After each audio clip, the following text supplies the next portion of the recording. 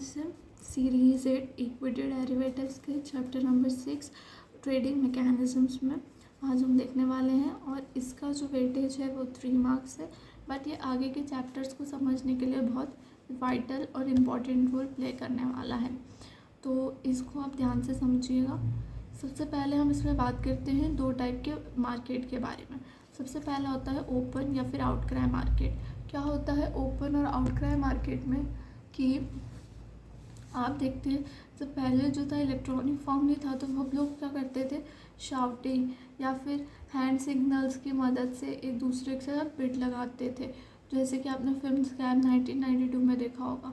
तो इसको वहाँ पे एक लार्ज हॉल होता था जिसको हम लोग बिड कहते थे, जहाँ पे ये सब बिडिंग होती थी। अब क्या होता है, इलेक्ट्रॉनिक मार्केट के फॉर्म में होता है। इलेक्ट्रॉनिक मार्केट में आपके इंडेक्स ऑप्शंस है या फिर फ्यूचर्स है, स्टॉक फ्यूचर्स है, ऑप्शंस है, स्टॉक ऑप्शंस है, सब कुछ इलेक्ट्रॉनिक मार्केट में फॉर्म में कंटिन्यूसली ट्रेड किया जाता है।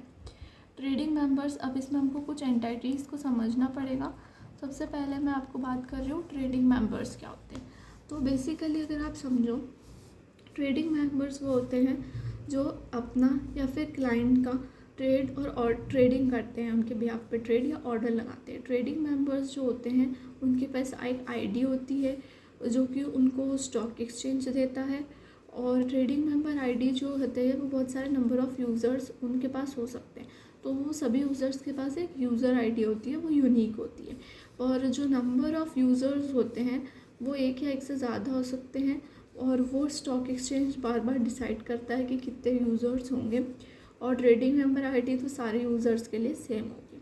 फिर उसके बाद हम बात करेंगे ट्रेडिंग कम क्लियरिंग मेंबर्स के लिए। तो ट्रेडिंग कम क्लियरिंग मेंबर्स में मैं आपको बता दूं कि ट्रेड और का ऑर्डर एग्जीक्यूशन जो होता है, ट्रेडिंग प्लस क्लियर और सेटलमेंट, ये सब काम करना है ट्रेडिंग कम क्लियरिंग मेंबर का। इसमें जो होते हैं ये ट्रेडिंग करते हैं ट्रेडिंग मेंबर्स के लिए या फिर कस्टोडियंस के लिए। इसमें प्रोप्राइटरी हो सकती है या फिर क्लाइंट हो सकते हैं। इसके बाद हम बात करते हैं प्रोफेशनल क्लियरिंग मेंबर्स पीसीएम की। ये जो होते हैं ट्रेडिंग करते हैं ट्रेडिंग मेंबर्स या फिर इंस्टीट्यूशनल लोगों के क्लाइंट्स के लिए। और जैसे ये जनरली होती है आपकी, इसमें कस्टोडियंस हैं या फिर बैंक्स हैं, उनको जनरली हम इसमें इंक्लूड करते हैं। फोर्थ होता है सेल्फ क्लियरिंग मेंबर्स, जो कि एक तरह का ट्रेडिंग मेंबर है जो खुद ट्रेड करता है और अपने सेटलमेंट्स को भी क्लियर करता है, प्रोप्राइटरी ट्रेड्स करता है, लेकिन किसी और ट्रेडिंग मेंबर्स की चीज़ों को नहीं कर सकता है, वो है सेल्फ क्लियरिंग मेंबर्स। उसके बाद हम नेक्स्ट चीज़ जो बात करने वाले हैं वो है authorised person, AP. Authorised person से भी जो है अर्लियर आप देखोगे तो ऑथराइज्ड पर्सन स्प्रेड ऑफ सब ब्रोकरशिप और authorised person network the expand the brokers network. SEBI ने अपनी एक मीटिंग ली 21 जून 2018 को कि सब ब्रोकर जो होंगे वो इंटरमीडिएटरी होंगे, shall cease to exist with effect from 1, और वो इफेक्ट में कब आया, 1 अप्रैल 2019 के लिए। सब ब्रोकर्स जो होंगे वो इंटरमीडिएटरी होंगे।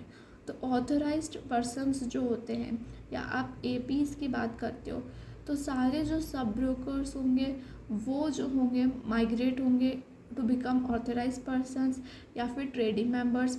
अगर सब ब्रोकर्स एलिजिबिलिटी क्राइटेरिया जो स्टॉक एक्सचेंज या बायलॉज या सेबी रेगुलेशंस के फॉलो करता है, तो जो है वो बाय द रेगुलेटर्स वो ऑथराइज्ड पर्सन्स होते हैं। तो ऑथराइज्ड पर्सन्स के अंदर ही सब ब्रोकर्स आते हैं, आप ऐसा कह सकते हो। एक बात ये और इसके अंदर ये है कि डेरिवेटिव सेगमेंट का मार्केट, जैसे आपको पता है कि 9:15 पर खुलता है, 3:30 बजे बंद हो जाएगा। और इसी टाइप के स्टॉक एक्सचेंज को उनका ट्रेडिंग मार्केट जो बोला है इक्विटी डेरिवेटिव सेगमेंट के लिए, उनको बोला है कि 9 बजे शुरू करना है, 11:55 पे कम करना है, क्योंकि स्टॉक एक्सचेंज और क्लियरिंग मेंबर्स कॉरपोरेशन को रिस्क मैनेजमेंट स्ट्रक्चर और इंफ्रास्ट्रक्चर कॉम्पनसेट करना है टू द ट्रेडिंग आवर्स। अब मैं आपको बात करूँगी कॉरपोरेट हायरार्की की, कि कॉरपोरेट हायरार्की बेसिकली क्या होता है। कॉरपोरेट हायरार्की जो होता है, अगर फ्यूचर्स या ऑप्शंस की बात करें हम, तो ट्रेडिंग मेंबर्स जो होते हैं उनके पास एक प्रोविज़न होता है कि वो हायरार्की डिसाइड करें अमंग द सिस्टम। हायरार्की मतलब सबसे पहला होता है डीलर्स। डीलर्स वो होते हैं जो कि क्लाइंट के बिहाफ पे ऑर्डर लगाते हैं, एग्जीक्यूट करते हैं, बाय या सेल करते हैं। फिर होता है ब्रांच मैनेजर्स। ब्रांच मैनेजर्स जो होते हैं कॉर्पोरेट मैनेजर के आप बात करोगे सेकेंड नंबर पे आते हैं। तो सबसे डीलर छोटा, फिर उससे बड़ा ब्रांच मैनेजर, सबसे बड़ा कॉर्पोरेट मैनेजर, ऐसे जाएगा। तो ब्रांच मैनेजर क्या होता है, एरर और मिस्टेक्स जो भी आती है डीलर्स के थ्रू वो सब हटाते हैं। और कॉर्पोरेट मैनेजर क्या होते हैं, हाईएस्ट लेवल होते हैं, वो ट्रेड रिलेटेड एक्टिविटीज़, MIS बनाना, रिपोर्टिंग सिस्टम्स बनाना, ये सारे काम जो हैं वो करते हैं। उसके बाद हम बात करेंगे क्लाइंट ब्रोकर रिलेशनशिप की।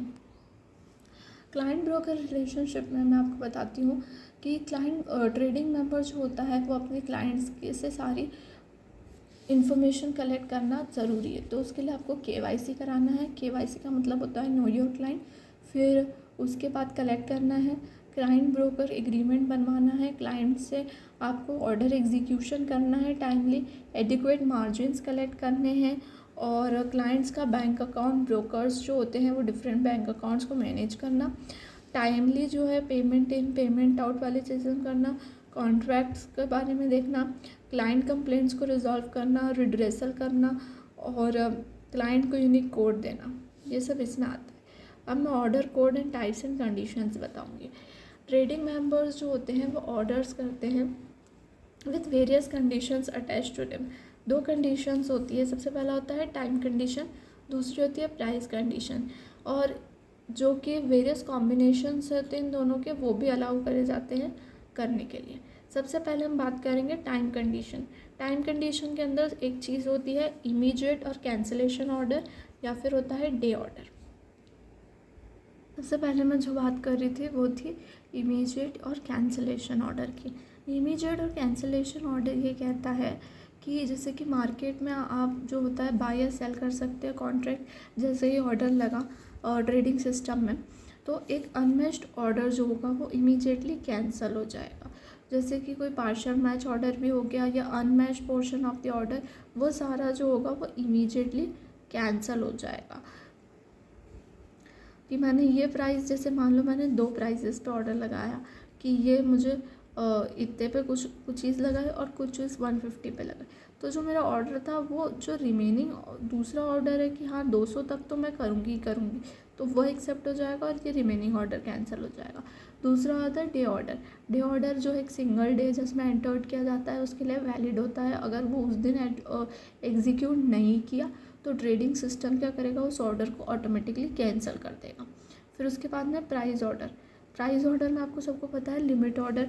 लिमिट ऑर्डर मतलब कि ऑर्डर टू बाय और सेल अ कॉन्ट्रैक्ट एक स्पेसिफाइड प्राइस के लिए यूज़र क्या करता है, एक प्राइस लिमिट सेट करता है जब भी ऑर्डर प्लेस करता है, और जैसे ही वो ऑर्डर एग्जीक्यूट होता है स्पेसिफाइड प्राइस लिमिट पे या फिर उससे बेटर प्राइस लिमिट में, अगर आपके बाय ऑर्डर लगाया आपने तो बाय ऑर्डर में आपको क्या होगा, लोअर पे एग्जीक्यूट हो जाएगा, और सेल ऑर्डर आपने लगा दिया तो आपके हायर पे एग्जीक्यूट हो जाएगा, है ना।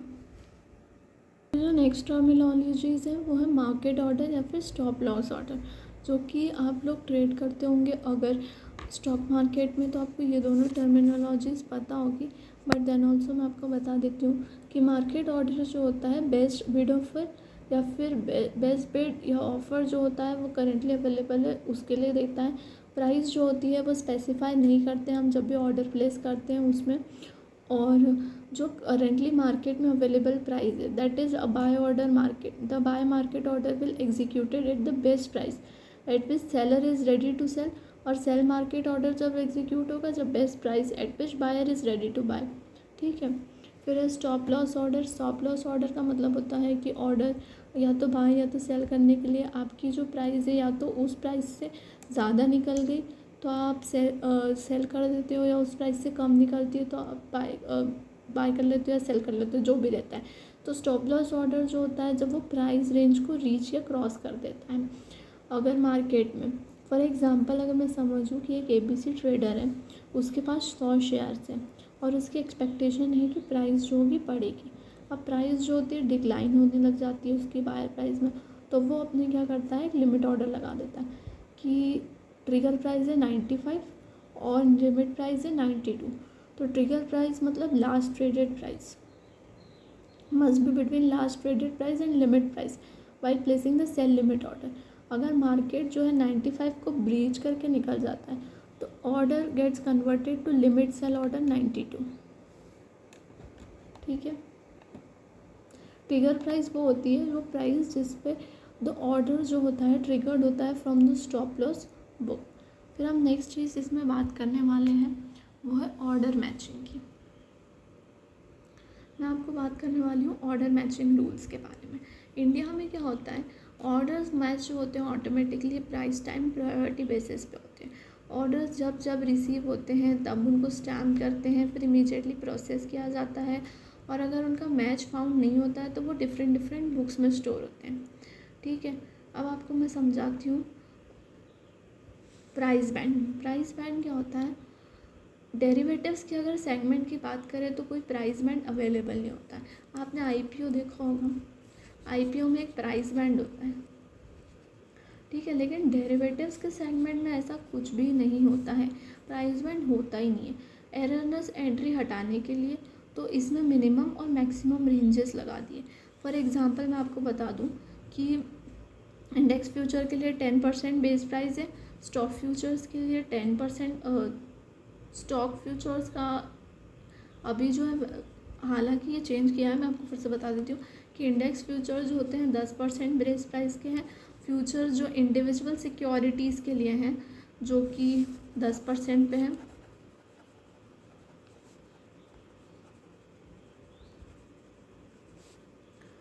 और आपको ये बता दूँ कि इंडेक्स और स्टॉक ऑप्शंस जो होते हैं वो डेल्टा के बेसिस पे डिसाइड होते हैं।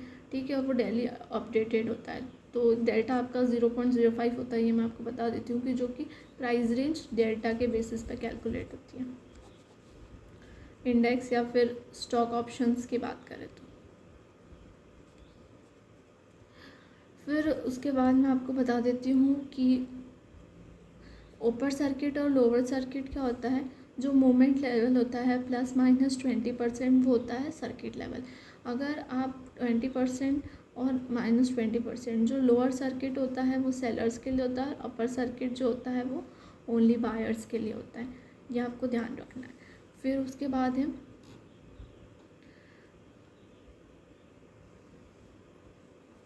The traders work station, the market watch window. इसके में हम लोगों को बहुत सारी चीज़ें समझनी है कि कैसे ऑप्शंस को प्लेस किया जाता है, क्या क्या आपके स्टॉक मार्केट में ऑप्शंस अवेलेबल हैं। जैसे कि मैंने आपको बताया, अगर आप स्टॉक मार्केट में या एक्सचेंज पे जाते हो तो आप अपने आप को डिफ़ाइन करते हो कि आप प्रो हो कि क्लाइंट हो। प्रो को प्रोप्राइटरी को PRO से लिखा जाता है और क्लाइंट को CLE से लिखा जाता है। इतना आपको समझ में आया है। जो फ्यूचर्स और ऑप्शंस डेरिवेटिव्स हैं इंडिया के अंदर अगर हम बात करें तो इसमें 4 टाइप की फैसिलिटी होती है। Index based future, index based option, stock based future, stock based options, individual. ठीक है, individual stock options, individual stock futures. जब जैसे कि मैंने कहा कि मार्केट में 2 चीज़ें ट्रेड होती है, स्टॉक इंडेक्स और इंडेक्स पे। पहले स्टॉक पे फ्यूचर्स या ऑप्शन या इंडेक्स पे फ्यूचर्स या ऑप्शन, इंडिविजुअल स्टॉक्स की बात करते हैं। तो स्टॉक सिलेक्शन के लिए क्या चीज़ें क्राइटेरिया है वो सब आपको देखना पड़ेगा। कंटिन्यूस 6 मंथ के पीरियड के लिए ये क्राइटेरिया जो मैंने आपको 4 पॉइंट बताए हैं ये फॉलो होने चाहिए, तो वही तभी स्टॉक फ्यूचर या स्टॉक ऑप्शंस आता है। सबसे पहले जो टॉप 500 स्टॉक्स हैं उसमें से स्टॉक चूज़ किया जाएगा। टॉप 500 किस टर्म्स में, मार्केट केपेक्स में। मार्केट कैपिटलाइजेशन, मार्केट कैपिटलाइजेशन का मतलब क्या होता है, number of shares into current market price. और 80 average daily traded value previous 6 month के ऑन द रोलिंग बेसिस। ठीक है, ये सारी चीज़ों को आपको देखना पड़ता है। फिर MQ SOS यानी medium quarter sigma order size जो देखते हैं, स्टॉक का medium quarter sigma order size MQ SOS देखना पड़ेगा जो कि 25 लाख से कम ना हो, लास्ट 6 मंथ का ऑन द रोलिंग बेसिस। फिर उसके बाद MWPL यानी कि market wide position limit 50 crore से कम नहीं होनी चाहिए रोलिंग बेसिस पे। फिर एवरेज डेली डिलीवरी वैल्यू जो होनी चाहिए वो 10 करोड़ से आपकी जो होती है कम नहीं होनी चाहिए on the rolling basis for the 6 month. अगर 3 एग्जिस्टिंग सिक्योरिटी मार्केट में ये 4 डिमांड थी वो 3 मंथ के लिए कंटिन्यूसली फॉलो नहीं कर पा रही है तो फ्रेश मंथ कॉन्ट्रैक्ट उसका इशू नहीं होगा। हाउएवर कि जो एग्जिस्टिंग अनएक्सपायर्ड कॉन्ट्रैक्ट्स हैं उनको परमिट किया जाएगा वो ट्रेड करें जब तक वो एक्सपायरी में नहीं आते, और न्यू स्ट्राइक प्राइस भी इंट्रोड्यूस की जाएगी एग्जिस्टिंग कॉन्ट्रैक्ट मंथ्स में। स्टॉक जो कि एक्सक्लूडेड है डेरिवेटिव ट्रेडिंग्स के लिए वो वापस एलिजिबल बन सकता है। स्टॉक को वापस 6 कॉन्सिक्यूटिव मंथ्स के लिए ये सारी चीज़ें फॉलो करनी है और वो वापस डेरिवेटिव ट्रेडिंग्स में आ सकता है। अब हम ये देखेंगे कि कौन कौन से स्टॉक्स अभी फ़िलहाल मार्केट में हैं। ये देखिए आप लोग, ये जो है ये मैं आपको बता रही हूँ ऑप्शंस जो कि 27 जुलाई 23 को एक्सपायर होने वाले हैं, उन सारे ऑप्शंस की बात कर रही हूँ मैं। और ये सिर्फ ऑप्शन गेनर्स थे ना, तो ये अशोक का आप देख सकते हो कि पुट पे है, ये भी पुट पे है। इनकी स्ट्राइक प्राइस आपको दिख रही है यहाँ पे कितनी है, और उसके बाद इनकी प्राइस दिख रही है, उनका डे में चेंज कितना हो रहा है, कितने वॉल्यूम कॉन्ट्रैक्ट्स देखे गए हैं, ये सब आप इसमें देख सकते हो। फिर उसके बाद ONGC का भी आप देख सकते हो, बड़ी कंपनी में ICICI बैंक देख सकते हो, फिर CUP देख रहे हो, ये सब कॉल या पुट पे चल रहे हैं। कोटक बैंक भी चल रही है, रिलायंस में आप देख रहे हो, रिलायंस इंडस्ट्रीज़ भी चल रही है। ये सब इनके ऑप्शंस करंटली आज 27 जुलाई 23 को एक्सपायर होने वाले हैं, जो सिर्फ स्टॉक्स के हैं। आपको फ्यूचर्स बता देती हूँ। फ्यूचर्स में ये 2 डेट आ रही है एक्सपायरी की, तो इन 2 तारीख की आज के एक्सपायरी में आप देखो रिलायंस है, सन टीवी है, गोदरेज है, और अपोलो हॉस्पिटल्स हैं, ONGCs हैं, इन सब के फ्यूचर्स भी ऑप्शन गेनर्स पे चल रहे हैं। अगर हम देखें कि इसमें ऑप्शन के लूजर्स कौन कौन से हैं, तो ये सारी बैंक्स जो है पॉलीकैब लूजर्स में से एक है, और मुथूट फाइनेंस को देखें तो वो भी इस बार के ऑप्शन लूजर्स हैं। मोस्ट एक्टिव अगर हम देखें कि कौन कौन से मार्केट में ऑप्शन फ्यूचर रहते हैं, तो ये तो इंडेक्सेस हैं। फ्यूचर्स में अगर आप देखें तो HDFC बैंक है, रिलायंस है, ICICI, TCS, ये सब मार्केट में एक्टिव रहते हैं फ्यूचर्स के लिए। अब हम यहाँ पे बात करेंगे कि एलिजिबिलिटी क्राइटेरिया क्या रहेगा इंडेक्सेस की ट्रेडिंग के लिए। तो इंडेक्सेस की ट्रेडिंग के लिए सबसे पहले मैं आपसे ये बात करना चाहूँगी कि अगर weightage constituent stocks of the index जो इंडिविजुअल डेरिवेटिव ट्रेडिंग्स के लिए एटलीस्ट 80% होना चाहिए, ठीक है। और कोई ineligible stock have a weightage of more than 5%, कोई इसका वेटेज नहीं हो सकता एलिजिबल स्टॉक का। इंडेक्स जिस पे फ्यूचर्स या ऑप्शंस ट्रेड करते हैं उनको एलिजिबिलिटी क्राइटेरिया को कंटिन्यूसली फॉलो करना पड़ता है। ये जो होता है एक्सचेंज जो होता है कंटिन्यूस इंडेक्स की क्वालिटिविटी को सेट करता है कि इंडेक्स कंटिन्यूसली एलिजिबिलिटी मीट कर रहा है कि नहीं, मंथली बेसिस पे। क्या है, मंथली बेसिस पे। अगर इंडेक्स जो होता है एलिजिबिलिटी क्राइटेरिया को 3 कॉन्सिक्यूटिव मंथ्स के लिए नहीं फॉलो कर पाता है, जैसे यहाँ 3 मंथ्स में लिए, वो भी 3 मंथ्स के लिए अगर फॉलो नहीं कर पाता है तो कोई fresh issue of the contract जो होता है वो नहीं हो पाएगा। हाउएवर जो एग्जिस्टिंग अनएक्सपायर्ड कॉन्ट्रैक्ट्स हैं उनको एक्सपायरी तक ट्रेड किया जाएगा और न्यू स्ट्राइक प्राइस उनमें भी लाएगी। फिर उसके बाद द प्रोडक्ट सक्सेस जो इंडेक्स डेरिवेटिव्स का होता है except for the flagship indexes, ठीक है। तो क्राइटेरिया क्या है, सबसे पहले 15% of the trading matters active in all index derivatives, और 20 members which ever is lower should have traded in any derivative contract of index which on which index can be viewed in each of the month during the review period। मैं आपको इसको समझाती हूँ कि index derivative में जो 15% जो active members होते हैं या जो 20 मेंबर्स में जो भी लोअर होगा उनको पहले कभी किसी डेरिवेटिव कॉन्ट्रैक्ट में ट्रेड किया होना चाहिए इंडेक्स के लिए, इंडेक्स पे, which reviewed in each month during the review period, और जिसको हर मंथ रिव्यू किया गया। समझ में आया कि इंडेक्स डेरिवेटिव्स में 15% ट्रेडिंग मेंबर्स या फिर 20 जो भी लोअर होगा वो जो हैं डेरिवेटिव कॉन्ट्रैक्ट और इंडेक्स पर ट्रेड कर चुके हों, मंथली बेसिस पर रिव्यू हो उनके इसके लिए। दूसरी बात है कि trading on minimum 75% of trading days during the review period. Review period के 75% ट्रेडिंग डेज 75% डेज पे आपने ट्रेडिंग करी भी होनी चाहिए। आपका एवरेज डेली टर्नओवर क्या होता है कि आपका average daily turnover at least INR 10 crore होना चाहिए, during the review period. Review period मैंने आपको बताया ना 3 मंथ का है, 3 मंथ तक कंटिन्यूसली आपको सारी क्राइटेरिया फॉलो करने पड़ेंगे। फिर average daily open interest rate of INR 4 crore और average daily interest open rate 4 crore का होना चाहिए। ये समझ में आ गया। एक बार इंडेक्स जो होता है डेरिवेटिव लिस्ट के लिए एक्सक्लूड हो सकता है, वो री इंक्लूजन नहीं हो सकता 6 मंथ्स तक।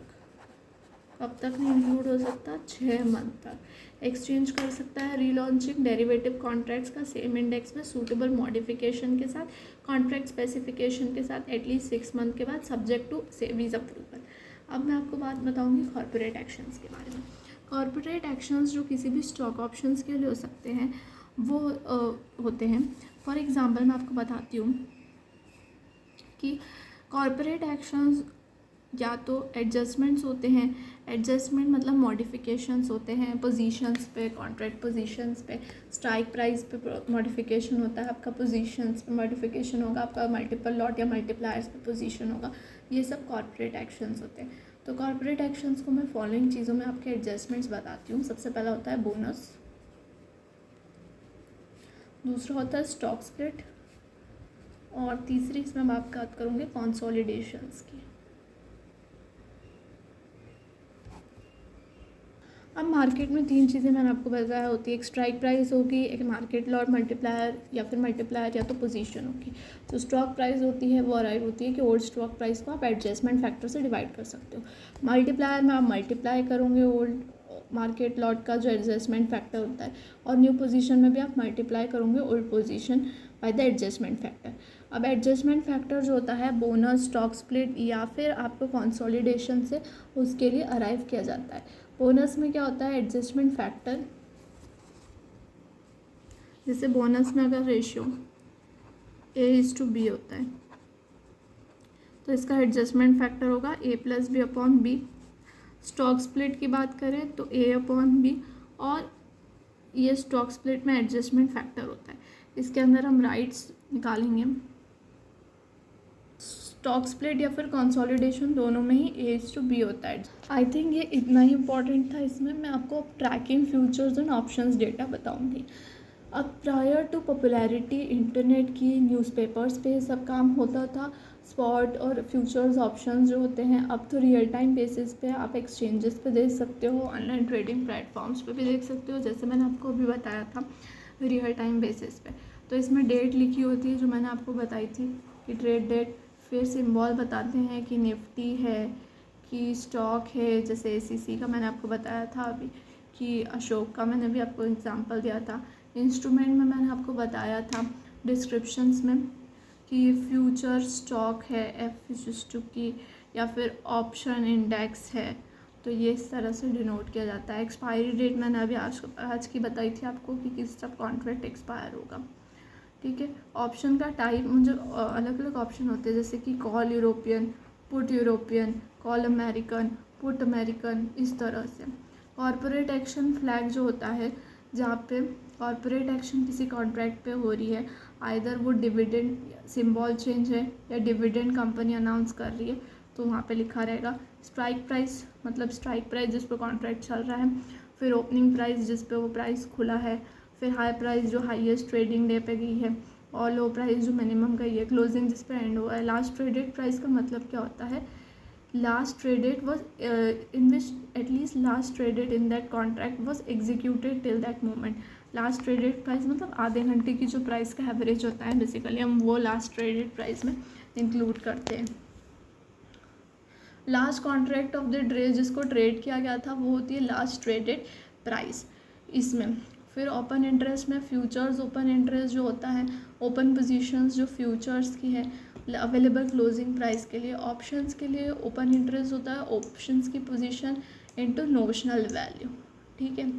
नोशनल वैल्यू क्या होती है, किसी ऑप्शन कॉन्ट्रैक्ट के लिए वो प्रोडक्ट जो कि ओपन पोजीशन पे है उसको लास्ट अवेलेबल क्लोजिंग प्राइस से मल्टीप्लाई करते हैं।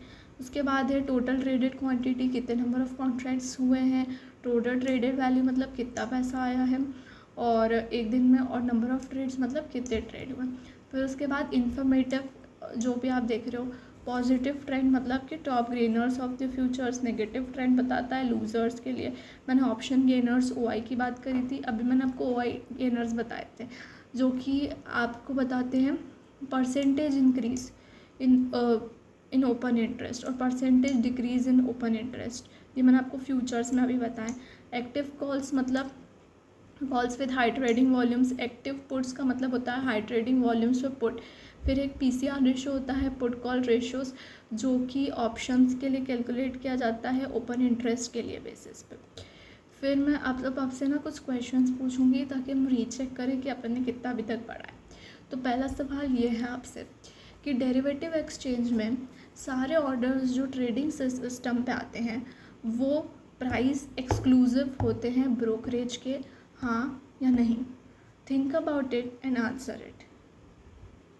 अभी जैसे कि हमने अभी देखा वहाँ पे वेबसाइट पे, तो वो सारे जो भी डेरिवेटिव ऑप्शंस में जितने भी ऑप्शंस थे वो सारे एक्सक्लूसिव थे प्राइस ब्रोकरेज के, ये बिल्कुल सही है। एक ट्रेडर ने, सेकंड क्वेश्चन ये है कि 100 शेयर लाए किसी PQR कंपनी के 780 रुपये पर शेयर पे। क्या किया? 100 शेयर लाए PQR कंपनी के 780 रुपये पर शेयर, आप लोग नोट डाउन करें, ठीक है। वो बोलता है कि प्राइस जो होगा अब जाएगा, मतलब वो क्या बोल रहा है, मार्केट को लेके वो बुलिश है और वो प्राइस फॉल होगी उसके लिए अपने आप को प्रोटेक्ट करना चाहता है। तो वो क्या कर रहा है कि वो 1000 से ज़्यादा लूज़ नहीं करना चाहता, उसकी पोजीशन क्या है, लॉन्ग, ठीक है। लॉन्ग पोजीशन पे वो 1000 से ज़्यादा लूज़ नहीं कर सकता है। तो अब वो क्या करेगा, लिमिट सेल ऑर्डर लगाएगा, स्टॉप लॉस सेल ऑर्डर लगाएगा, लिमिट बाय ऑर्डर लगाएगा, क्या लगाएगा? सबसे पहले तो वो लगाएगा stop loss sell order. Stop loss sell order मतलब कि 100 शेयर की प्राइस अगर 770 से नीचे गई तो वो ऑटोमेटिकली सेल, ठीक है, समझ में आया? क्योंकि 770 से अगर नीचे गई तो उसको 1000 रुपये से ज़्यादा का नुकसान होगा, है ना, क्योंकि 100 शेयर्स थे। आपको ये समझ में आ गया होगा। अब हम लोग इंट्रोडक्शन टू क्लियरिंग और सेटलमेंट मेंबर्स करने वाले हैं, तो इसको मैं आपको डायरेक्ट PPT से बताने वाली हूँ, तो इसको हम नेक्स्ट में देखेंगे।